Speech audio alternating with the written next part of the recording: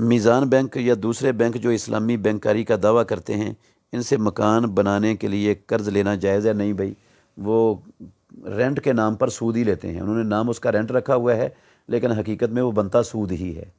सूद का आप नाम बदल दें तो उस के नाम बदलने से उसकी हकीकत नहीं बदलती। इन्होंने वो हफ्ते वाले दिन मछलियाँ पकड़ने वालों का हीला किया है, और हफ्ते वाले दिन मछलियाँ पकड़ने वालों के हीले के ज़रिए सूद को इन्होंने हलाल करार दे दिया है। कोई बैंक भी जो इस्लामी अपने आप को कहती है, वो सूद से पाक, मुबर्रा और मुनज़्ज़ह नहीं है। कोई बैंक रिबा फ्री नहीं है। बैंक भी हो और रिबा फ्री भी हो, ये मुमकिन नहीं होता।